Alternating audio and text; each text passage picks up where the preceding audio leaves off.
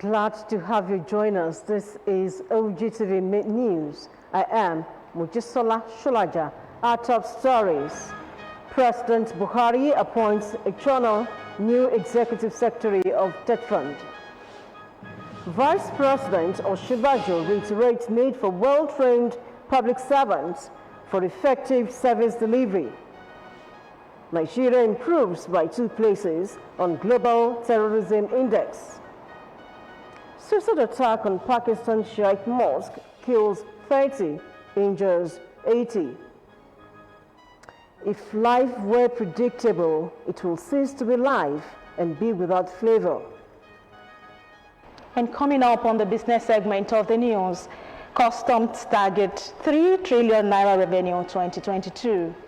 Details of business stories when I return. My name is Adebola Oshomoji.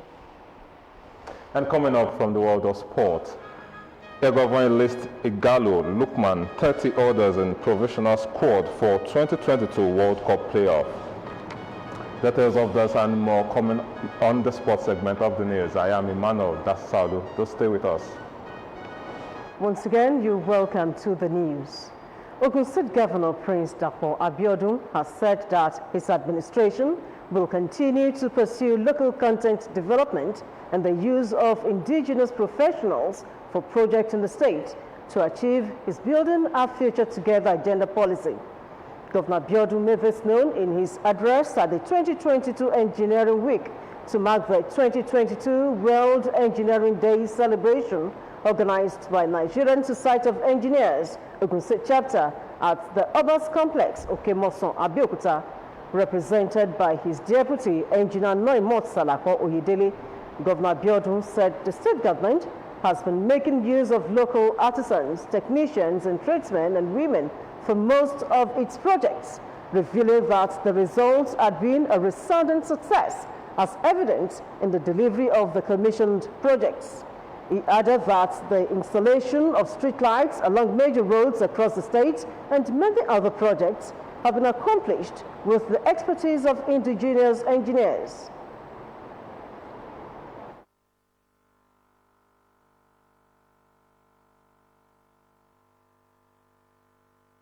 As part of the implementation of the Building Our Future Together agenda, the Prince Dapo-led administration is pursuing a policy of local content development and the use of indigenous professionals for projects. Most of the people working on these projects are local artisans, technicians, tradesmen, and women. We're happy to say that the result has been a resounding success, as evident in the delivery of all these commissioned projects. He, however, enjoined engineers to raise up to a high level of professionalism, quality control, discipline, innovation, compliance with international best practices, and patriotism. In the separate remarks, Commissioner for Works and Infrastructure, Engineer Ade Akinsoya, and his counterparts in transportation, Engineer Benga Dairo, represented by the Special Advisor to the Governor on Works and Infrastructure, Engineer Akim Adeshino, and Engineer Tosin Akinlaye, commended Governor Dapo Abiodun-led administration for the infrastructural development across the state, noting that each local government will benefit at least 2 roads in the state. Earlier in his welcome address, the chairman, Nigerian Society of Engineers, Abeokuta branch, Engineer Kolawole Olonode, appreciated the state government for creating an enabling environment for engineers to thrive in the state. Highlight of the program is the exhibition of an ATM machine done by Master Jethro Shinowo, an SSU student of Lishabi Grammar School, Abeokuta.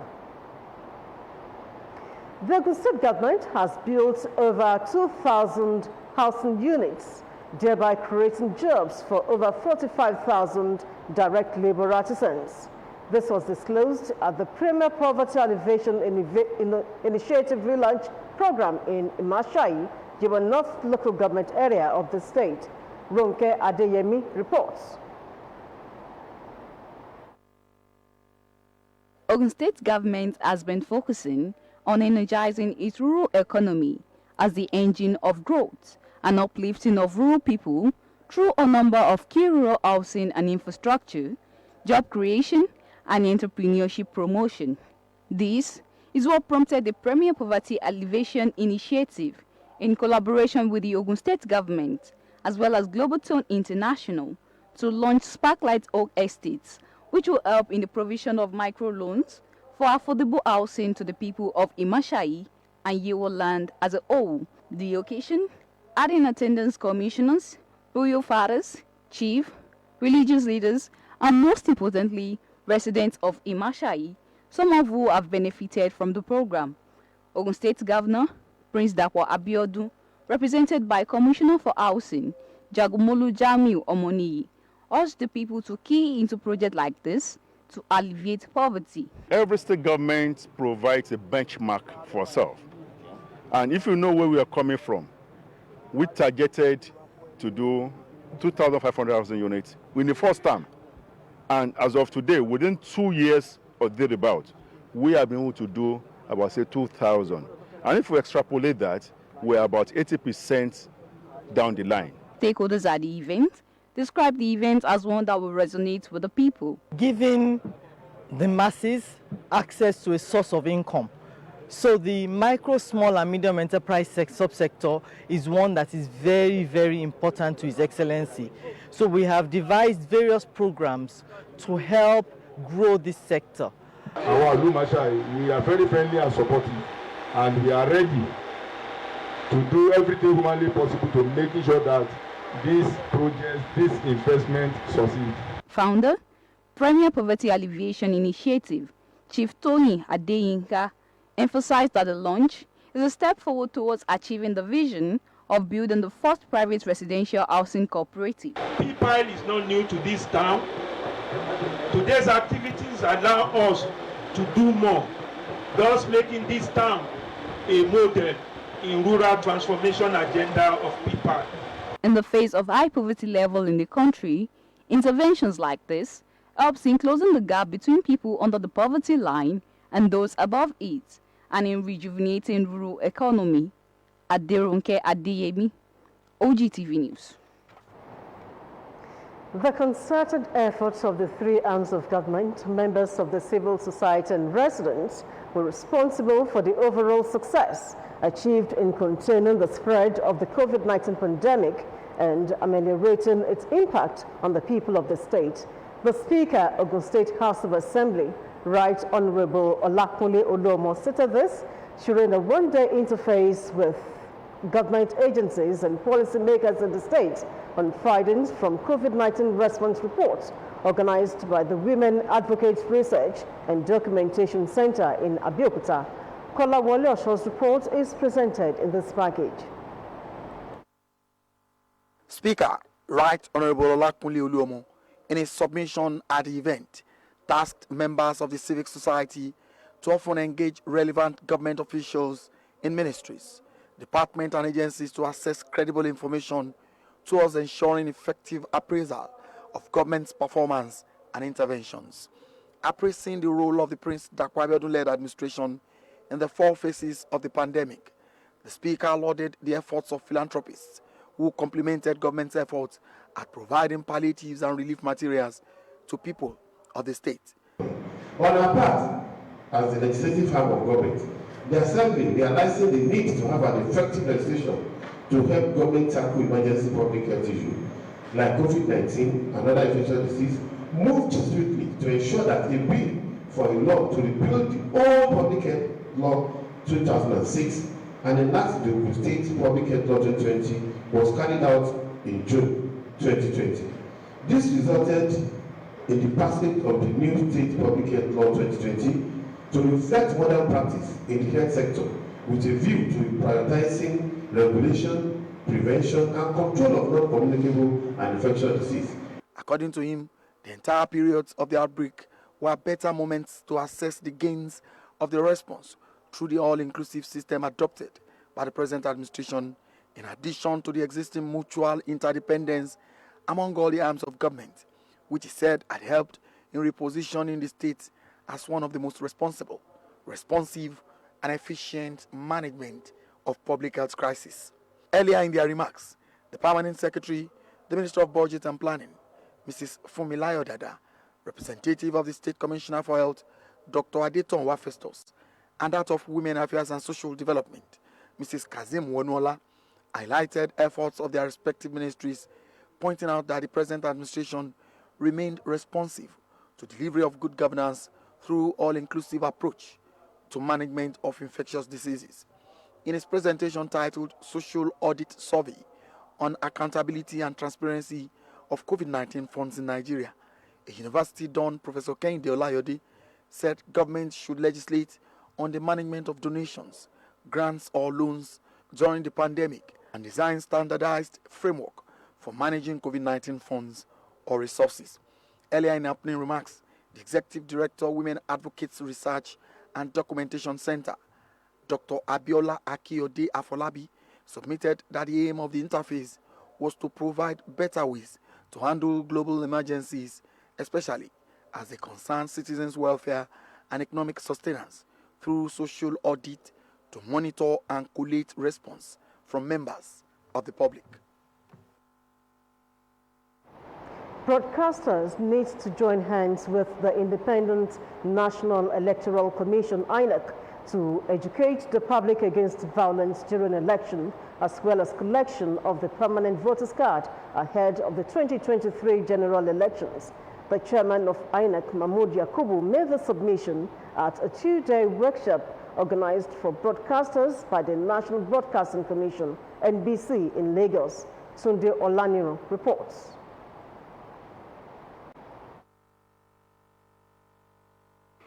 A few days after the signing of the Electoral Bill 2022 into law by President Muhammadu Buhari, the National Broadcasting Commission, NBC, called for a convergence of stakeholders to brainstorm on how to ensure professional broadcasting in coverage of the 2023 general elections.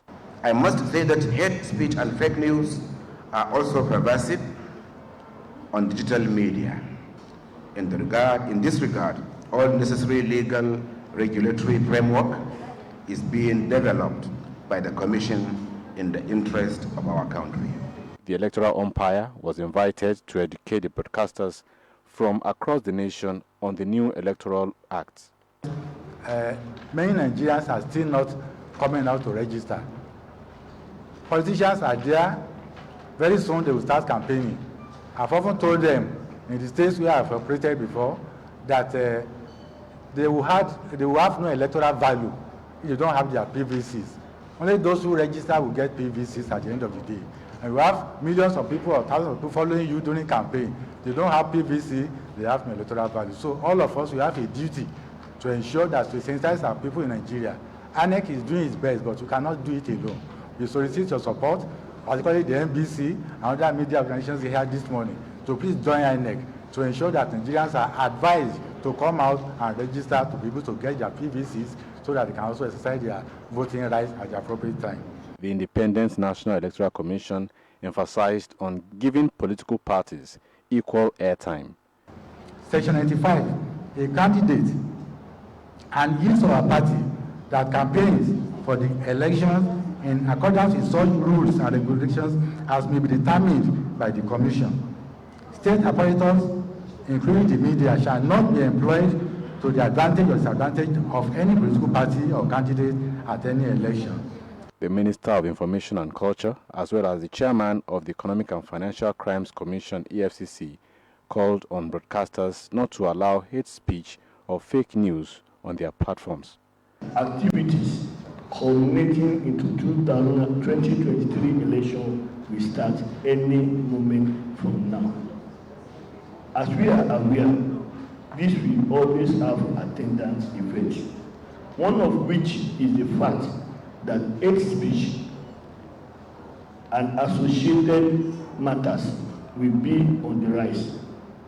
Virtually everyone that has access to a mobile phone and even half a minute data subscription, and therefore a pathway to the internet, can lay claims to being a journalist and a publisher. A number of them have further and very truthfully reclassified themselves as influencers, as formal or informal bodies, or even as individuals It is that impelling, inordinate desire to negatively influence another person or entity that gives rise to fake news and hate speech. The theme of the two-day workshop is Broadcasting Ecology and Politics in Nigeria. Tunde Oladiro, OGTV News. And still to come, Nigeria improves by 2 places on Global Terrorism Index. We will bring you the details after this timeout. Glad to know you're still watching the OGTV News. President Muhammadu Buhari, while in Nairobi, Kenya, said his administration will remain steadfast in defending the interests of Nigerians wherever they may be, even as the nation begins the evacuation of citizens stranded in Ukraine. President Buhari was speaking at a town hall meeting with a group of Nigerian residents in the East African country. Interacting with Nigerians in the diaspora is an indispensable part of President Muhammadu Buhari's activities while on official visit abroad. Gathered here are those in Kenya, dominated by businessmen and professionals working in various international organizations, a correct representation of the Nigerian spirit of excellence. We have remained very united, peaceful, organized, resourceful, patriotic, and committed towards a One Nigeria project. There are about 4,000 Nigerians in Kenya, very law abiding. The mission will continue to protect the interests of Nigeria and Nigerians in Kenya.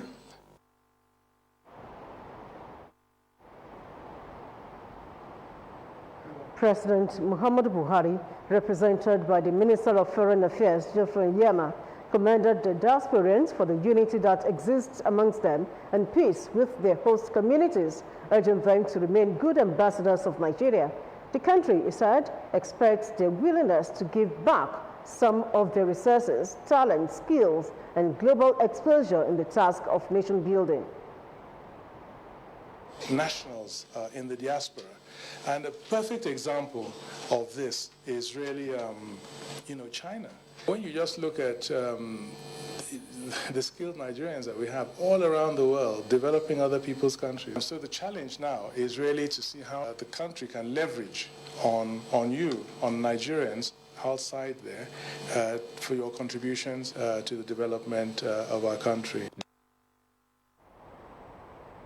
Describing the welfare, well-being and safety of the nation's citizens abroad as paramount, the president said this has been demonstrated over time as his administration had cause to evacuate some of those in harm's way abroad, especially in Libya and South Africa.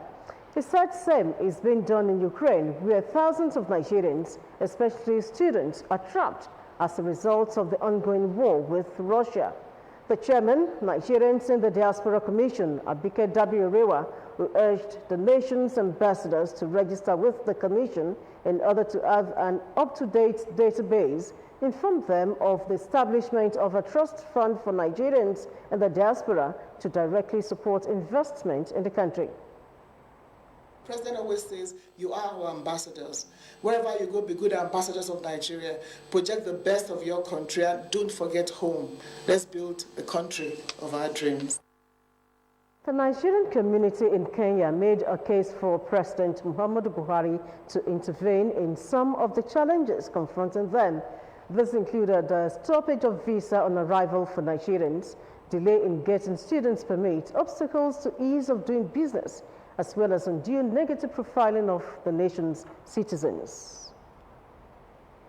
President Muhammadu Buhari has approved the appointment of architect Sonny Echono as the new Executive Secretary, Tertiary Education Trust Fund, TET Fund.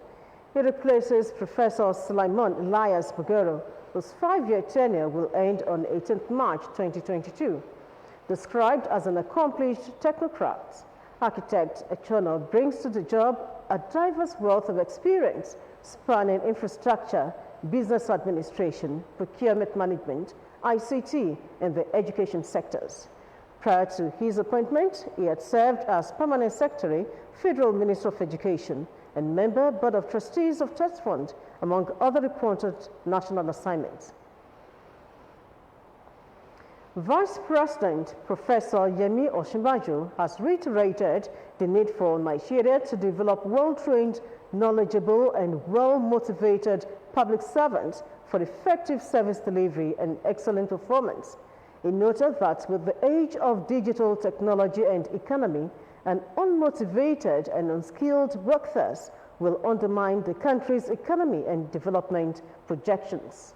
Osinbajo stated this when he received 49 graduates of the pioneer cohort of the Africa Initiative for Governance and Oxford University's Blavatny School of Government Public Leadership Program at the Presidential Villa, Abuja. According to the Vice President, it is vital to provide cutting-edge training to public servants because once public goods cannot be delivered effectively, development suffers. The commons are all at risk and the overall quality of life of the people is undermined.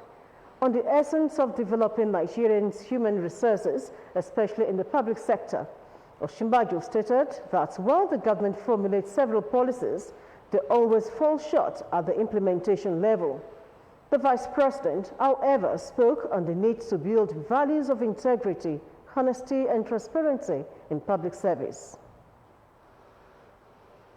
Ogun State government has promised to look into the gruesome killing of Olu of Fagodo Oba Olajide Ayinde Odetola so as to bring the perpetrators to book. While addressing indigents of the community in a peaceful protest to Governor's office, Okemoso Abeokuta, the Director of Chieftains Affairs in the Ministry of Local Government and Chieftains Affairs, Mr. Adesoji Adewuyi, said the state government will do all that is necessary to ensure peace continue to reign in the community, particularly across the length and breadth of the state. Corporate quarters. Okay. And as you know, this government is a peace-loving one. Okay. Doesn't want any injustice. The governor will look into it dispassionately, and I'll revert back to my commissioner what you just done. I'll give him the petition too. We are going to look into it. Thank you very much. Thank you so much. One of the indigents of Agodo community and a close associate of the late monarch, Mr. Joseph Adenekon, said all they want is justice. The Odetola, the Olu of Agodo, which was brutally murdered by assassins. We are here to come and show the appreciation of the governor of Ogun State, our appreciation to what he has done so far. I want to advise him with his due majesty in order to forward more, to support, in order to justice to be prevailed. We are just an ordinary citizen, we are friends, we are colleagues. We are the people that are enjoying from his wealth. That people can just come out one day and organize and say, let us terminate the life of this wise man, a man with glory, that possesses a lot of things.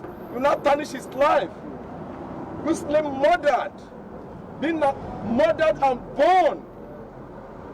I know there's somebody somewhere that instigated this thing. Be you in the political terrain, your financial buoyance, your connection, as far as this country of this Federal Republic of Nigeria is concerned. He also appreciated the state government for its intervention since the incident occurred, adding that justice should not be swept under the carpet. Nigeria has been ranked 6th in the 2022 Global Terrorism Index, GTI, an improvement from the 4th position it was since 2017.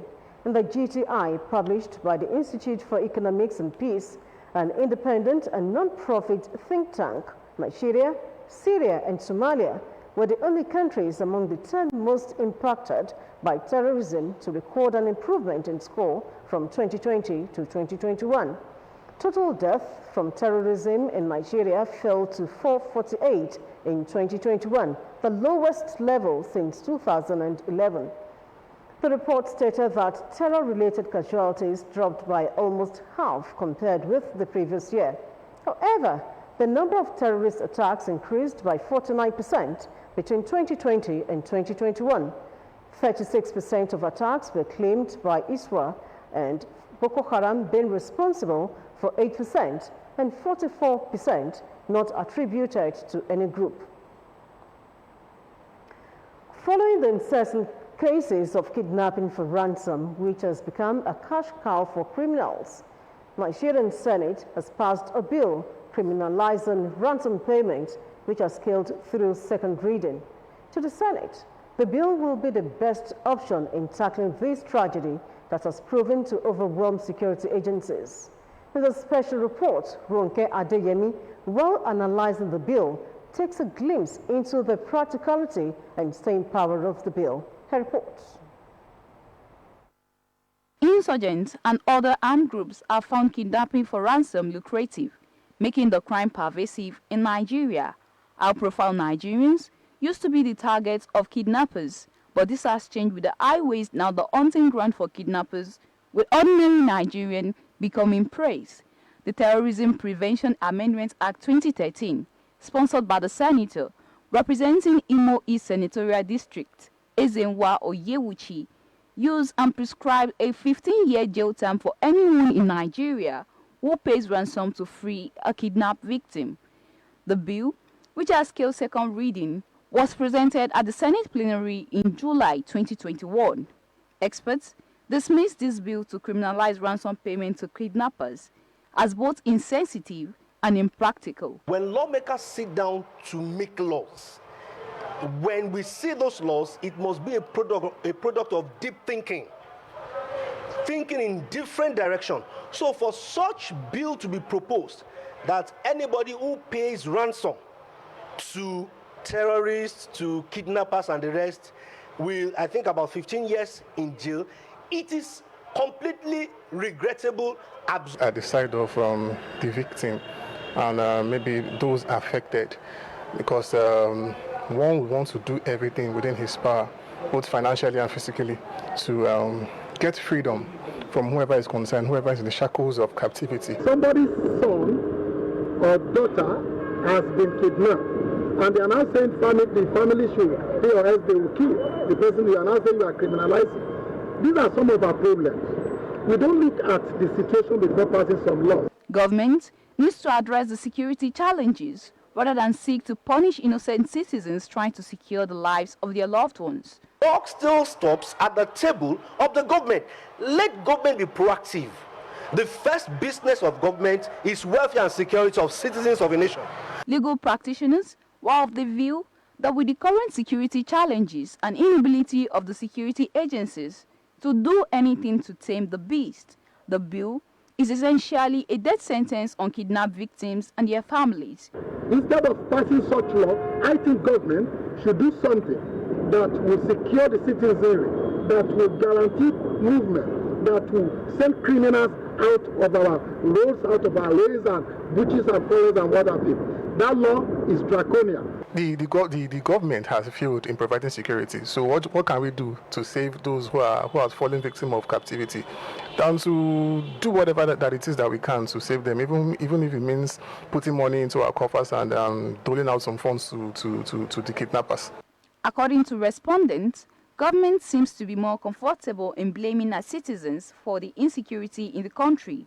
They, however, enjoin citizens to also trust the government and report kidnapping incidents to them, believing they can rescue victims without the financial burden of paying ransom on the family. Aderunke Adeyemi, OGTV News. The General Officer commanding Western Navy Command, Rear Admiral Yakubu Wambai, has reiterated that Nigerian Navy will continue to put in its utmost best to maintain high standard of learning, both in character and moral. Rear Admiral Wambai made this known during his familiarization tour to Navy Boys Secondary School, Abeokuta, to make sure that the standard which the institution is known for is improved upon and sustained.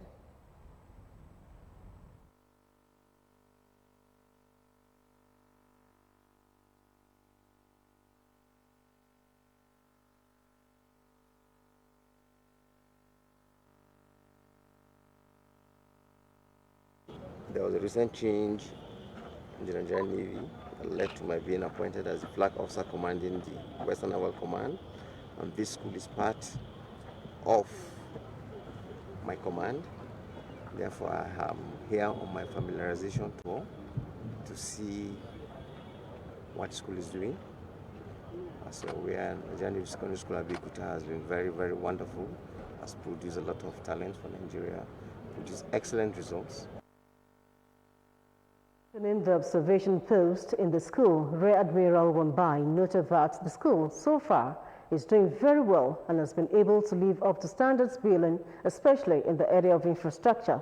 Wambai advised the students of the school to remain focused and determined so as to achieve academic excellence. He is different things to so many people that defines him as an enigma. Former President Balogun of Owu Kingdom, Chief Matthew Aremu Okikiola Olusegun Obasanjo, will be 85 in the next few hours. Glimpses this week takes a look at the life of a man who is perhaps the most popular African leader still in existence. Thank you so much, Bumi Adigo, for that special package. It's time for business news.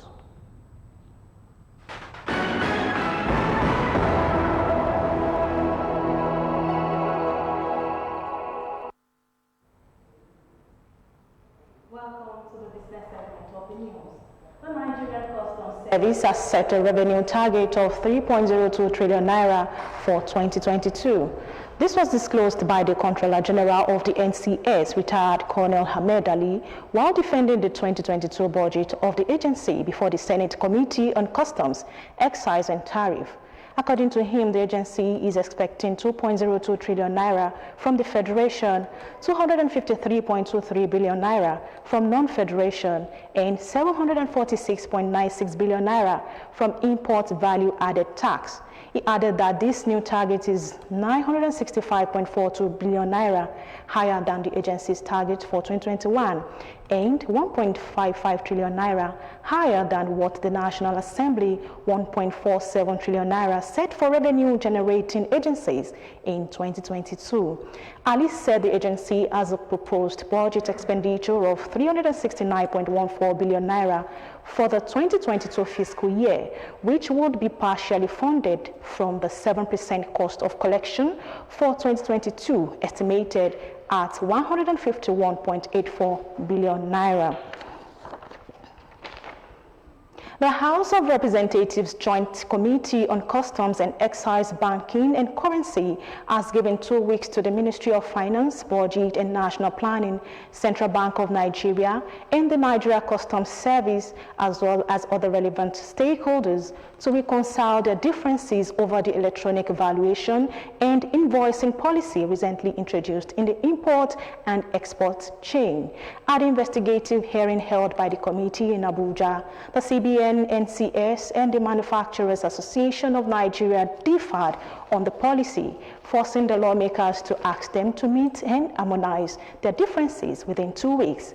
After presentations by the invited parties, a member of the House Committee, Sada Soli, recalled the motion leading to the resolution of the House to investigate the matter at the plenary on January 27, 2022.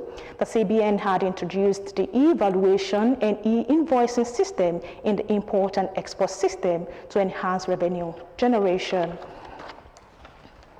The Vice President Yemi Osinbajo has said that in a bid to close the infrastructural gap in the private sector, the federal government invested an estimated 300 billion naira in the sector in 2021.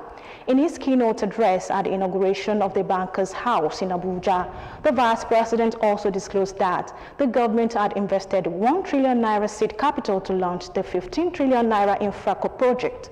The VP added that all this while emphasizing the importance of the private sector to the growth of the Nigerian economy.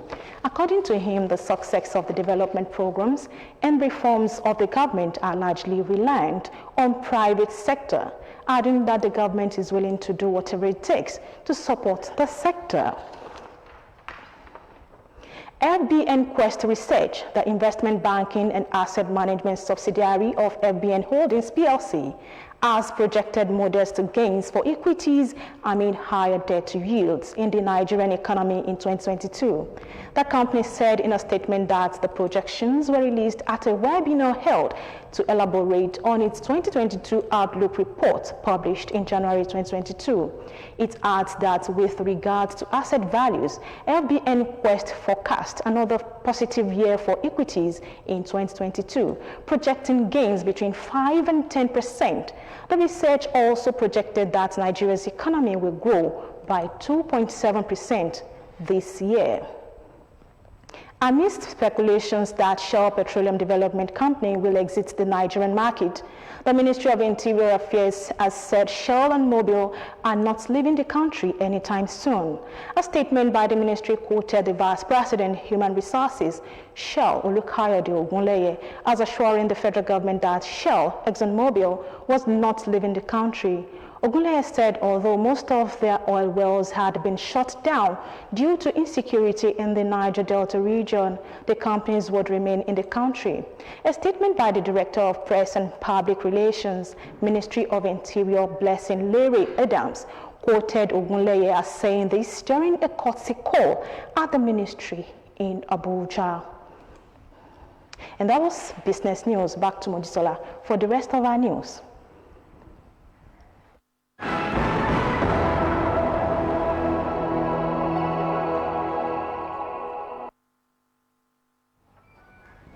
On the world today, medics will vaccinate about 2.9 million young children against polio in Malawi. Africa's first case of wild polio virus has risen in more than 5 years. Meanwhile, the Russian government has restricted the access of Western media in the country. Precious Chuku will bring you the stories on the world today.